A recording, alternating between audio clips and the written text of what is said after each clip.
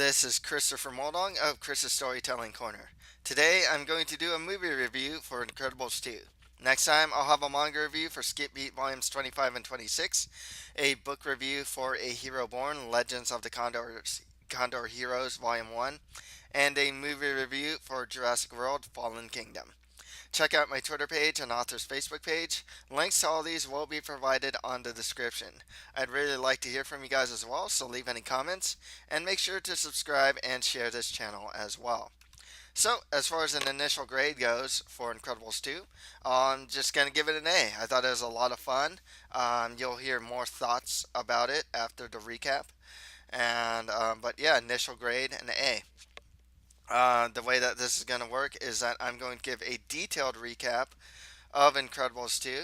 So if you haven't seen the movie or don't want to have any spoiler, listen to the spoilers, you might want to skip this. So spoiler warning right now, right now. And then after I do the recap, I'm going to give my thoughts on the movie, talking about the plot of the movie and the characters and whatnot. So let's recap Incredibles Volume 2. So, 3 months following Syndrome's defeat in the previous film, the Parr family, Bob, Helen, Dash, Violet, and Jack Jack, continue operating under their superhero identity, the Incredibles. When their attempt to stop the undermining from robbing Metroville Bank failed, the authorities become concerned over the level of damage caused by the incident. Rick Dicker informs the Parr family that his department's super relocation program is being shut down, which forces the supers across the world to permanently adhere to their secret identities, and he relocates the family to a motel and that is pretty much all he can do for them. Uh, Thereafter, Bob and Helen, along with family friend Lucius Best, who is Frozone, are contacted by Winston Dever, a superhero fan, telecommunications tycoon, and owner of DevTech. Winston and his sister Evelyn Dever, a genius inventor behind DevTech technology, propose a publicity stunt to regain the public support and trust in supers. So Helen Parr is the one selected to be the first to undertake the stunt by openly fighting crime in New Urban under her old identity, Elastigirl. She was chosen. I mean, it's between Bob and Frozone, and she was just the least destructive for one thing. So that's why she was one reason why she was chosen. So as part of the plan, Winston provides the family with a new home, and Bob offers to take care of the kids while Helen is away on her mission. Bob struggles at first, but gradually settles into the new role of a stay-at-home parent. He's delighted to discover that Jack Jack has various superpowers, not just one, but has a hard time trying to manage the abilities, these newfound abilities. Seeking help, Bob takes Jack Jack to Edna Mode, who, if you remember her, she's a family friend and famous superhero costume designer, who is pretty much fascinated by Jack Jack's powers. Meanwhile, with Elastigirl on her mission, Helen confronts the Screen Slaver, a mysterious villain who hijacks screens in order to project hypnotic images that can brainwash people. After rescuing a foreign ambassador in an attack by the Screen Slaver on these helicopters, Helen tracks down and manages to capture the villain, who is only a pizza delivery man and has no recollection of what he did. While attending a celebration of the Screenslaver's defeat at DevTech, Helen further investigates and realizes that the man was actually being controlled by hypnoscreens within his goggles. And she's doing this as she's talking to Evelyn Dever. Uh, Before Helen can alert anyone, Evelyn Dever overpowers and forces Screenslaver's goggles onto her, and reveals herself to be the mastermind behind the Screenslaver. She is the Screenslaver, pretty much. Seeing supers as a threat to humanity's independence, she sought to undermine her brother's mission and plans to use the superheroes to cause a catastrophe that makes it impossible for them to ever be legalized again. The other thing is, like, early in the movie, there was some, I guess, an issue between Evelyn and her brother about how her father dealt with, viewed superheroes. The father really liked superheroes, and when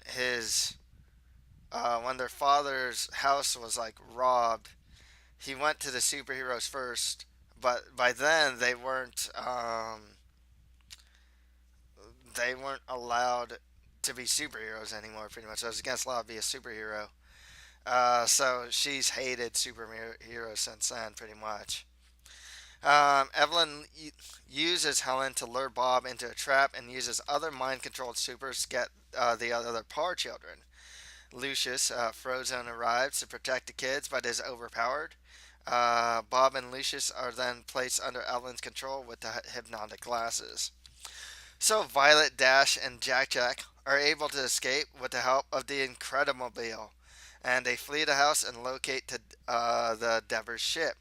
On board, the mind-controlled Helen, Bob, and Lucius recite a manifesto on air to paint themselves and supers in general as a public threat before they are freed from Evelyn's controlled by their kids when Jack Jack inadvertently frees his mother and displays other powers.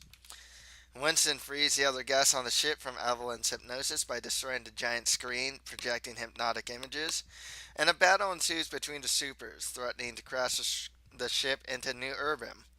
However, Bob, Lucius, and the kids manage to slow the ship down before it can destroy the city. Evelyn tries to escape in a getaway jet attached to the ship, but was eventually stopped and captured by Helen. Um, she almost dies, actually, Evelyn, but Helen saves her. Helen, with the help of Void, one of the supers, saves her. Following the incident, Evelyn is arrested and the supers relocation program is reinstated, making supers legal once again. So, before we get into my thoughts on the movie, I'd like to plug my author's website at www.chrismondon.com, and you can read a new blog post on there every week. Also, do you like action, adventure, fantasy, crazy new worlds, insane characters? Then buy my book, The Mustard Prince in the Condiment Kingdom, for just $4.99 via ebook on Amazon.com or on my author's website. Links to buy it will be provided on the description. I mean, $4.99 is the amount of like a burger, you know, maybe a combo at some places, but yeah, it's what, 1 and 2/3 a gallon of gas. That's it. $4.99 only. So please also subscribe to this channel, as that'd really help me out. So some thoughts on the movie.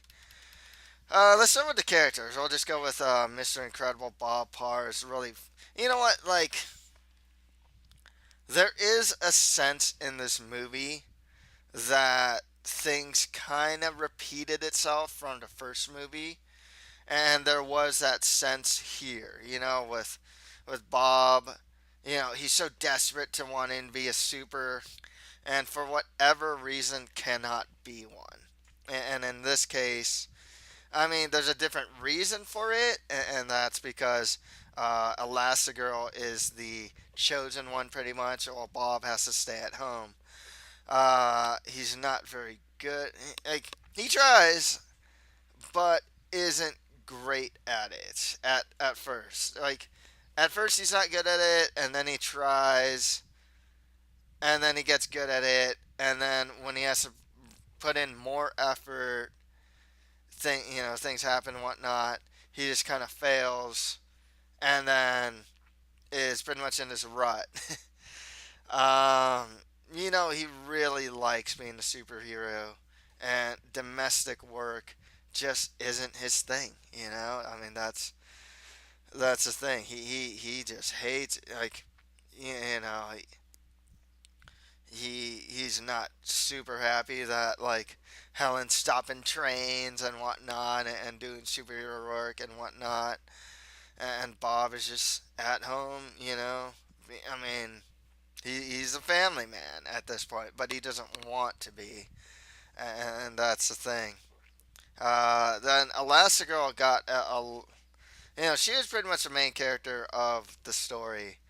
Um, she pretty much became what Bob wanted to be. Just the super with that is really doing things with her powers to help society get all the attention, get the media attention, and just be the center of everything.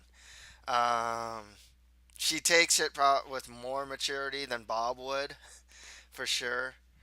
And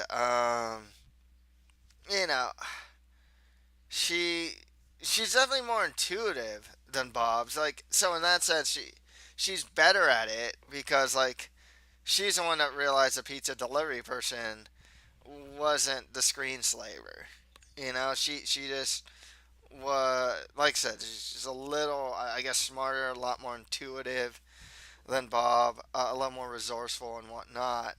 Where Bob is more Hulk smash, Elastigirl really is more Mr. Fantastic. I mean, Bob's the Thing, Elastigirl is Mr. Fantastic, Violet would be, you know, Invisible Woman, Dash is kind of like the Human Torch as far as personality goes, not his power. Whereas Jack does have the power. He would actually be like Super Skrull, where he has every power. And then Frozone's like Iceman, who's an X-Men, not one of the Fantastic Four. So, um, but I mean, obviously, you can see the parallels here.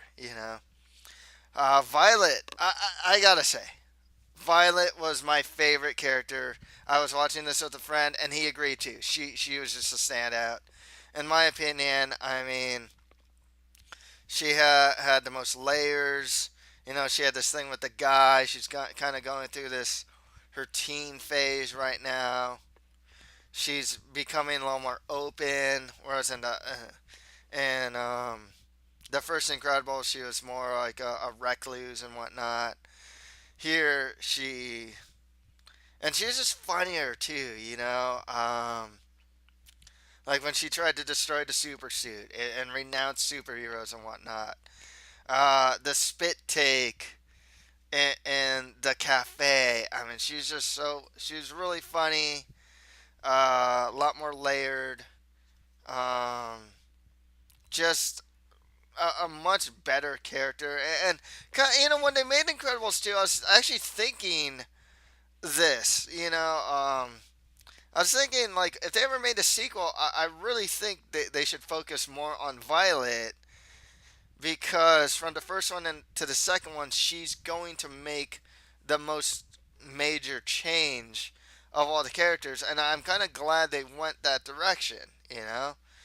Like the way they did, the hair thing and whatnot at the end of Incredibles 1. She's the one that's gonna see the most changes and see a little more transitioning, whereas Bob is gonna be Bob.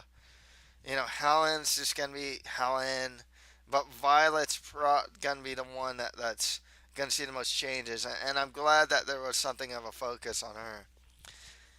Dash is still Dash, I mean, he's can be a bit obnoxious. I like his character, funny, sometimes bungling, and a bit hot-headed, and that's the thing. He's not a natural student, obviously.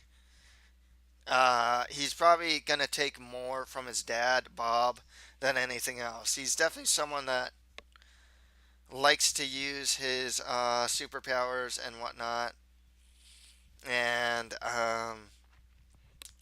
will probably be closer to Mr. Incredible, wanting to go out there and be a superhero than anything else.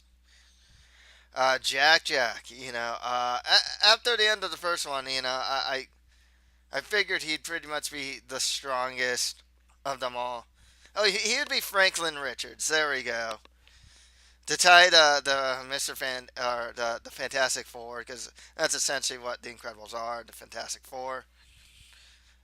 Jack would probably be Franklin Richards because he can kind of like alter he can't like alter reality like Franklin Richards can, but he can actually go into a different reality. He can go into different dimensions, has multiple powers, and is just like OP. You know what I mean? Just overpowered. Really the ace up, was really the ace up their sleeve. Especially with Violet and Dash. They look at Jack Jack and it's like, oh yeah, we have this kid who can do everything. So that's pretty cool. Got to see a lot more Frozone here. That was cool. He's pretty much who he is.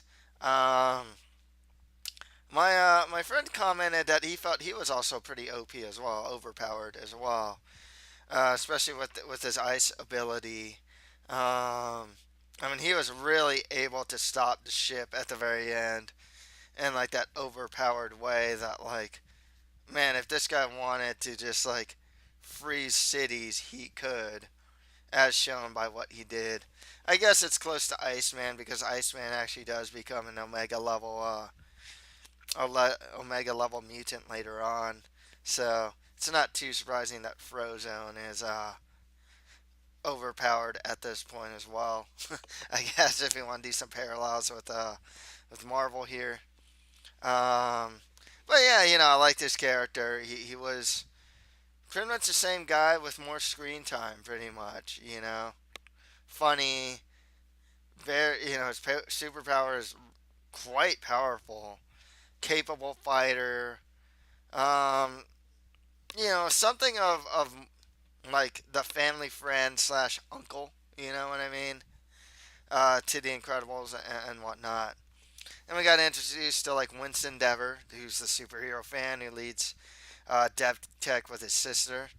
Um, for one, for a while, when he first appeared, it was like, okay, it's either he's the villain or Evelyn's the villain. I mean, one thing, as much as they tried to uh, fool us into believing that like these two weren't like the villain, I think it's pretty obvious that they were the villain. I mean, because the fact of the matter is, it could have been, maybe it could have been Dicker. I don't really know. They just didn't introduce any other characters that could be the villain. So if the Screenslaver was some, like, if it wasn't these two, then the Screenslaver would be just some totally new dude, some totally new guy who came out of nowhere. And it just made more sense. I was like, okay, it's one of the Devers to be one of the villains. I thought it'd be Winston. Maybe they're working together, but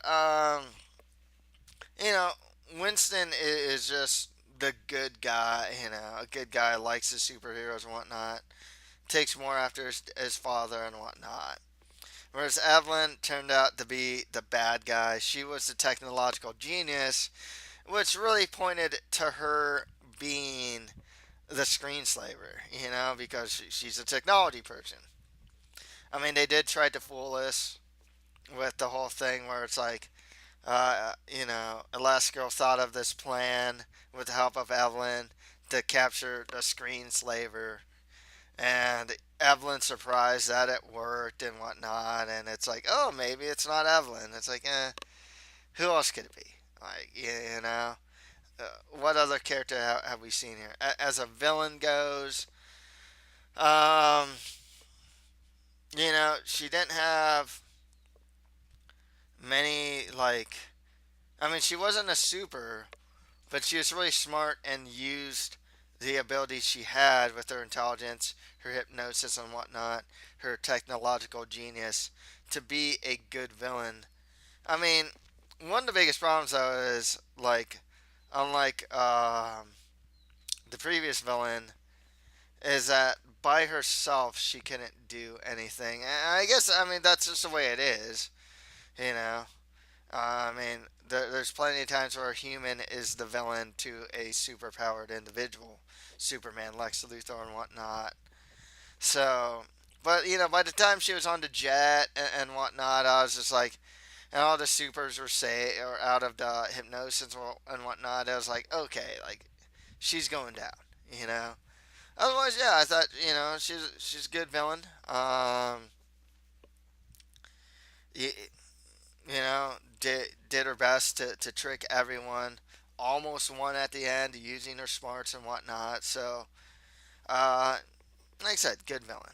It's good to see Edna Mode back. I thought she'd come back. It's interesting that she took an interest in Jack Jack. Obviously, she has the powers, which inspired her because she's more autistic and whatnot. Um, like I said, there isn't much to say about her except good to see her back. Rick Decker, who's a government agent, who who was there. Um, he got some screen time, I guess. He made Tony lose his memory and went a little too far with it. Tony was. I kind of like the subplot with Tony and Violet, just in the sense of like, okay, he seems like her. Then it's like, oh, okay, he gets his memory wiped out, and then like he acts like he doesn't know Violet, and then, in fact, he doesn't know Violet, and she just kind of makes a fool of herself. That was pretty fun, actually. I thought that was an fun might not be. Yeah, I guess fun would be the right word. You know, um, he played his part well as the normal dude in this incredible situation. Pun intended. Um, then we got introduced the likes of Void, who was like this huge Elastigirl fan. She's pretty much Jinx. Yeah, she'd be Jinx. You got to see Jinx's power from X Men Days of Future Past. She pretty much had the same power as Jinx. Um, then there are other ones. There's Crusher and Electrix, who want to be like superpowers as well. One of them has telekinesis. The other one can control objects and project electrical currents. We had Reflex, who's that elderly super who has the power of heaving hot lava. The ambassador, who seemed to want support the legalization of superheroes. So there's a lot of minor characters that were just kind of here and there. The Underminer, they had a video game. I never played it. I think it was on PS2, if I'm not mistaken, and other consoles. Of the rise of the Underminer, who was like that mole-like supervillain beginning of the movie, end of the first movie. Interesting that he did not, that he escaped at the very end. If they make a sequel, which, considering that this movie made a lot of money, and, just because it's superheroes, the possibility of a sequel coming out is high. They can go so many directions with this. Um, I'm sure they'll probably make another sequel. I mean, they're on what, like Toy Story 4 right now. Um, they had Finding Nemo, Finding Dory. You know, wouldn't surprise me if they make. I keep hearing that they're gonna make a Frozen 2. Does not surprise me if they make a Incredibles 3. And I think there's room for it as well. If you want to bring back the Underminer, I mean, hey, that'd be cool.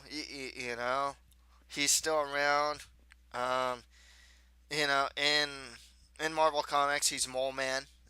They do have a Mole Man in Marvel Comics. The Underminer is pretty much Mole Man. Um, if you want to take the Incredibles underground and whatnot, they can go that direction if they want. They can go a lot of different directions here. A lot of things to like about this movie. I like the scores by Michael. I can't pronounce his last name. Giacchino. Uh, Score also includes the vocalized theme songs for Mr. Incredible, Frozone, and Elastigirl, which you can hear in the credits. I thought the score was actually really good. The plot, like I said, a little predictable as far as like Evelyn, one of the Devers at least, becoming the villain. but the action was there. It was really fast paced. Things really kept moving. You had a couple different stories going on, but the big story with like Elastigirl was kind of the main thing, and then the stuff that was going on at home eventually tied into what was going on with Elastigirl and whatnot. One thing I really like the with the Incredibles though is there's a couple things I like about the Incredibles. One is that it's really character driven. It's not, they just have a pretty I'd just say a standard plot. Nothing earth shattering or anything like that. They're not looking. There's not an overriding thing where they're finding, the Infinity Stones or something like that. I mean, just a standalone plot that makes sense to the story of what's going on. It's really interesting to see. Also, there's this real the world that they live in is cool too. It's like this alternate America where it's like kind of old. They still have they still have corded phones with cords and whatnot, but like they have elastic cycles and like futuristic technology as well. So you kind of have that melody. Batman's kind of like that if you think about it. It has that like old school feel, but in a world where like they have some really pretty advanced technology, like modern, if not even more advanced. Um, but yeah, like I said, the thing that helps the Incredibles isn't the plot, isn't the fact that they're superheroes. It's just the characters. Each of them. In this case, it's mainly three, like Bob, Helen, Violet. Um, those three in particular have their own things going. I mean, you could say because Dash and Jack didn't really have too much more. They were just kind of along for the ride per se. But those three kind of just had a little more. Like I said, I'm gonna use the word layers um, to them. Bob wanting to be the superhero. Helen being put into the situations where she is a superhero and all the spotlights on her. And Violet kind of going, like, is kind of like a bystander to all this, and it's affecting her life directly. This whole superhero stuff, because she, with her and Tony and whatnot, and just kind of hating superheroes after a while. So, and that's really what helps the Incredibles a lot. It's not the bigger plot, the world changing plot. It really is the family plot. What is going on with the Parr family? I mean, that really is the plot to focus on. The first one was like that too. It wasn't really about like the plot was I thought a little better back then. With his old side, the guy that wanted to be his sidekick, and he rejected him and whatnot. Mr. Incredible rejected him and whatnot. That was cool, but the family drama was the thing. And if they do make a sequel, which, like I said, they made a lot of money. I would be very surprised if they didn't make a sequel because, like I said, there's money to be made here. I don't have to wait another 14 years for another sequel to come out. You still have the Underminer there. You can still work the family stuff in there. Maybe if you want to go a little more in the future, do something a little more with Dash. Dash going into high school and whatnot. I think he's in middle school right now. Jack being in elementary school. You can do a lot with Jack. Make him super smart. Like Franklin Richards or something like that. Maybe make him a genius. Um, more with Violet. Maybe Violet's going to college or something like that. Maybe she don't want to be a superhero anymore and is focusing on being just normal. I don't know. You can go a lot of directions here. If they do make a sequel, just focus on the Incredibles family. The bigger plot should actually be secondary to that, and yeah. Uh, but overall, fun movie. Greatly recommended. Worth the wait. It's It's fun. It's a lot of fun. So that's all for today. If you like this, don't forget to subscribe, share, and comment to this channel. Thank you for listening to this movie review. Next time, I will have a manga review for Skip Beat Volumes 25 and 26, a book review for A Hero Born, Legends of the Condor Heroes Volume 1, and a movie review for Jurassic World Fallen Kingdom. Thank you, and until next time.